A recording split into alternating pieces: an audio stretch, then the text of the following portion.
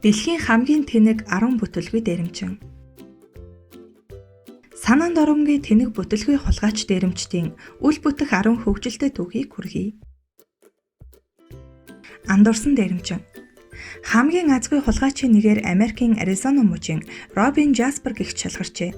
Тэрээр банкны жижиг салбарт дээрэмдэж байхаар мужийнхаа хамгийн том банкыг дээрэмдэж насан туршдаа идэх мөнгөтэй болгох шийдсэн байна.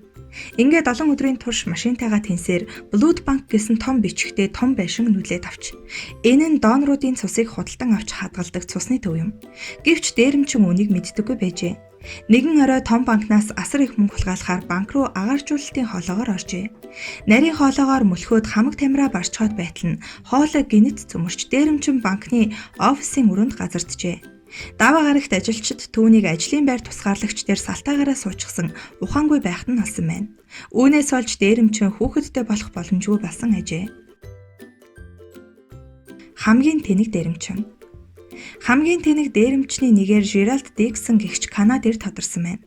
Тэрээр Уити хотын Монтел банкыг дээрэмдэх шийджээ. Зууны эд халууны улиралд цаны хэрэгсэл зардаг дэлгүүрээс цанчтын өмсдөг малгай, дуулах, шил баг худалдан авсан байна. Түүний халууны улиралд уулын цанын баг авсныг худалдагч тунч сайн тогтоож авчээ. Цанын баг өмссөн хүн дээрэм хийсэн тухай зурагт хэвлэлээр зарласан байна. Дээрэмчин 2 цагийн дараа нөгөө банкндаа очиж данс нийлэхээр болжээ. Дансандаа хэдий хэмжээний мөнгө хийх вэ гэсэн ажилтны асуултын хариуд нь дээрэмдсэн $2,600 хийнэ гэж хариулжээ. Банкныхан тэр даруй цагдаа дуудан түүнийг баривчилжээ.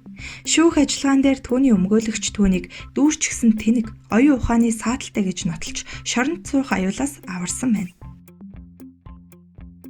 Дуулууртай дээрэмчид. Итгэхийн аргагүй үйл явдал Бельгийн нэгэн хотод болсон байна. 6 хөвгүүн хотын захад байрладаг цахилгаан тамхи худалдаалдаг жижиг дэлгүүрийг дээрэмдэхэр шийдсэн аж. Тэд мухлаг руу орж ирээд эзэнд нь дээрэмдэх зорилгоор ирсэн гэдгээ хэлжээ. Харин дэлгүүрийн эзэн Диди огт сандраагүй гиншүү. Мань хүн дээрэмчдэд хэтэрхий эрт ирсэн болохыг нь тайлбарлаж өгчээ. Диди, одоо өдрийн 3 цаг болж байна. Хэн ийм цагаар дээрэм хийдэг юм? Кассан дотор мөнгө бараг алга. Та нар орой ирэлтээ хэмээжээ. Ийхүү мань хүн урилгагүй зочидтой 14 минутын турш ярилцжээ. Хөвгүүд түлхэлцэж байсны эцэст лангуун дээрээс зарим нэг барааг нь шүүрч авахыг оролдмогц.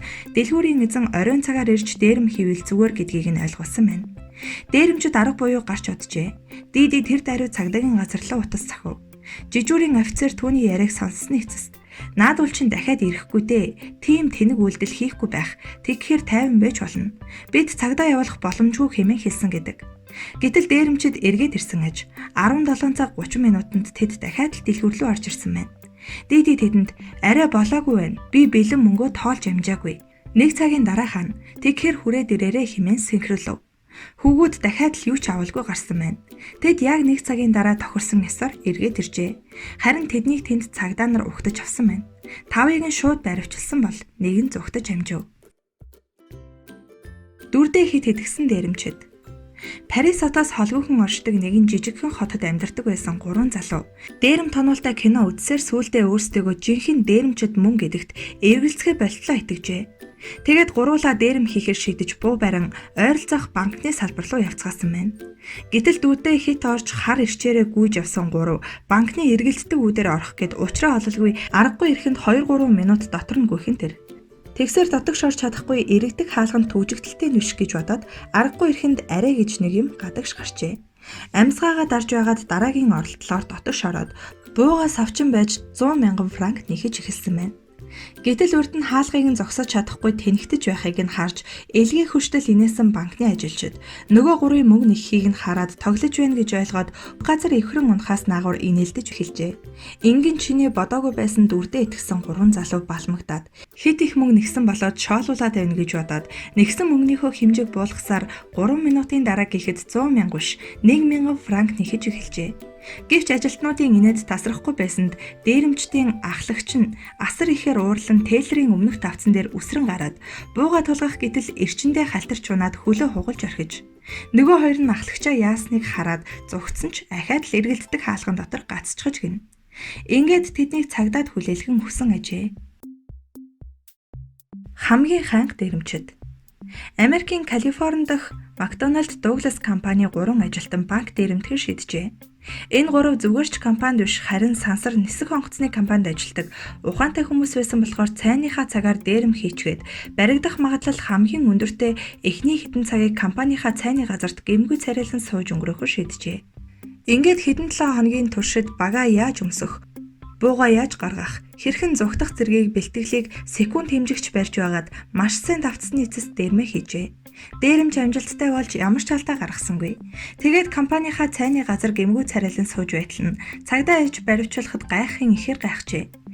Тэгтэл компани нэр өөрсдийн албан тушаал зэргийг бичсэн энгэр дээр зүүж явдаг тэмдэгэ дээрэм хийх үедээ авахаа мартчихсан байсныг нь банкны камерууд бичээд авчихсан байсан байжээ. Хамаг мэдээлэл нь энгэр дээр нь зөвлөлттэй байсан нь тэднийг барьж өгчээ. Сурлага муутай дээрэмч. Сан Франциско хотод аж төрдөг хичээл сургуультай таарахын байсны улмаас тодорхой эрхэлсэн ажил төрөлгүй Пол гэгч залуу дээрэм тонуултай кино үзсээр байгаад нэг өдөр банк дээрэмдэн ядуурлаас гарахаар шийдсэн байна. Тэгээд кинонд гардаг шиг цаасан дээр бэлэн мөнгө шаардсан бичгийг тейлерт нь өгч айлгаад хамаг мөнгийг нь хамаад зүгтахаар шийдсэн байна. Ингээд цайны цаг болохын өмнөх нь Bank of America-гийн нэгэн салбарт орж ирээд орлогын мэдүүлэг нэгийг авч байгаад ард нь бэлэн мөнгө шаардсан шаардлага биччихээд үйлчлүүлэхээр дугаарлсан хүмүүсийн дугаарт орон зогссон байна. Хэсэг зогссны дараа шаардлага бичиж байсан ширээнийхэн дээр камер зоолттой байсныг олж хараад ихэд сандарч өөр банкнд очиж азаа үзэхэр шийдэв. Үүнийхээ дараа замын эсрэг талд байрласан Wells Fargo банкны салбар руу ороод тейлерт нь өмнө нь бичсэн бичгээс харважээ.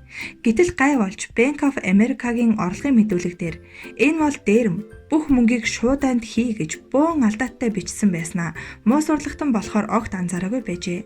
Харин банкны тэлэлээр түүний бичсэн шаардлагыг уншаад сэтгцийн өвчтэй хүн байна гэсэн дүгнэлт хийгээд инээдээ барьж ядан байж өөр банкны орлогын мэдүүлэг дээр бичсэн шаардлагын дагуу мөнгө яагаад ч өгч чадахгүй. Мөнгө үнэхээр л авах гээд байгаа юм бол наад банкныхаа салбар дээр очиж ав. Үгүй бол одоохон манай банкны орлогын мэдүүлэг дээр шинээр хуулж бичих гэж хэлжээ. Сурлага муутай Пол хэсэг хугацаанд бодлогоширсноо тейлерээс уучлалт гуйгаад банкнаас гарч явсан байна. Үүнээс хэдхэн минутын дараа түгшүүрийн тохоогоор ирсэн цагдаа нар сурлага муутай Полыг Bank of America-гийн өөр нэгэн салбарт нөгөө бичгээ барьчихсан дугаарлан зогсож байхад нь барьж авсан байна. Утасны дугаараа үлдээсэн дээрэмчин. 2008 онд 18 настай Робин Зарат гэж Чикаго хотын нэгэн дэлгүүрийг дээрэмтгэж шийджээ. Гар буугаар зэвсгэлсэн тэрээр дэлгүүрт ороод мөнгө нэхэж, гэтэл ихэнх мөнгө сейфэнд байсан ба сейфийг зөвхөн менежер л онгойлгож чадах бөгөөд тэрхүү менежер нь эзгүй байв. Робинч дараа нь дахин нэг оролдож үзнэ хэмээн шийдсэн ба цаг хэмнэхийн үүднээс өөрийн утасны дугаараа дэлгүүрийн ажилтнуудад үлдээжээ. Түүний тооцоолсноор бол менежер эргэн ирэхэд дэлгүүрийнхэн түүн рүү утасдах ёстой байж. Дэлгүүрийнхэн үнэхээр түүн рүү залгасан боловч эхэлж Чикагогийн цагдаа руу утасджээ. Дуудлага авсан Зарат дэлгүүрт эргэн ирэхэд түүний хүлээс нь цагдаа нарч байж байлаа. Хэсэг буудалцаан босны дараа Зарат баривчлагдсан байна. Туршлагагүй дээрэмчид. 1991 оны 3 дугаар сард 6 англи залуу 12 сая фунт тээж явсан банкны машин дээрэмдсэн нь үнэхээр том хэрэг байлаа. Тэд отолт хийж байгаад машиныг зогсоож, хамгаалагчдын зэвсгийг хурааж авчихад мөнгөний машиныг унан ойроо амжилттай зугтаж чаджээ. Тэгээд ойд очиж байгаад машиныг нээж мөнгө авахар үзэж гарчээ. Гэтэл тэд хуйгалсан машиныг автогенээр зүсч авдаг гэхээс өөр ямар ч дадал туршлагагүй гэдгээ мартсан байжээ. Ингээд автогенээ асааж байгаад машиныг хідэн талаас нь огтолж эхэлтэл удалгүй машин тэр чигээрээ галд автанд үрэлцэн асхан тэр. Галыг унтраах гэж хэсэг үзээд дийлэхгүй болохоор ядаж гал дотроос мөнгөтэй ганц 2 уут авч гарах гэж байгаад зургуулаа түлэгдсэн байна. Түлэгдсэн дээрэмчид ойролцох эмнэлэг орсон тодорхой. Хүлээж авсан эмчин мэдээж хэрэг цагдаа дуудаад 6 хэрэгтэн баригдхан тэр. Энэхүү төмөрт 1 сая фунт шатаж өггүй басан болохоор энэ 6 хэрэгтэн 20 дугаар зууны түүхэнд хамгийн өндөр өртөгтэй төмөр тавьсан хэрэгтнүүдээр тодорсон юм. Эд мөрийн баримтаа үлдээсэн дээрэмчин. Хурууныхээ үсний ширхэгч гэмт хэрэгтнийг илрүүлэх бололцоог цагдаа нарт олгодог. Гэвч заримдаа гэмт хэрэгтнүүд цагдаа нарын ажлыг гайхмаар хөнгөвчилж өгөх явдал бий. Гэмт хэргийн газар өөрийгөө таниулж болох зүйлээ Закари үлдээжээ. Бостонд нэгэн нэр хүүний $40 бичиг баримттай цүнхийг дээрэмджээ. Гэвч ноцолдооны үеэр тэрээр өөрийн 2 жижиг цүнхийг шидсэн ба нэгэнд нь түүнийг Саунтингтон хотын 26 настай Закари Тентон гэдгийг гэрчилсэн төрсний гэрчлэгээ байсан байна. Мөн ээжээс нь түүнд хаяглаж ирүүлсэн захидалч бас байжээ. Унах унаагүй дээрэмчид. Гинт хэрэг амжилттай болоход нөлөөлөх гол хүчин зүйлүүдийн нэг бол зогтох үед хэрэглэх сайн машин. Мотоциклч бас муугүй хувилбар. Гэвч үүнийг Колумбийн хэдэн хулгайч нар мэдсэнгүй. Тэд үндсэн хэрэгээ хийхээс 12 цагийн өмнө Хави хэмээх 10 настай илжиг хулгайлсан ба машин хайх цаг хангалттай байсан ч төлөвлөгөө дагахаар шийджээ. Дэлгүүр ухах үндсэн ажил нь амжилттай байсан бөгөөд 3 хулгайч хулгайлсан эд зүйл болох хүнс Ромдарс зэргийг илжигтэй ачин зогтоход бэлэн болсон боловч илжиг нь хөдөлсөнгүй. Энэ үед цагдаа нар дээрэм хулгай болж байгаа тухай огт с сэжиг аваагүй байсан боловч илжигний тавьсан их дуу чимээг ойр байсан цагдаа сонсчээ.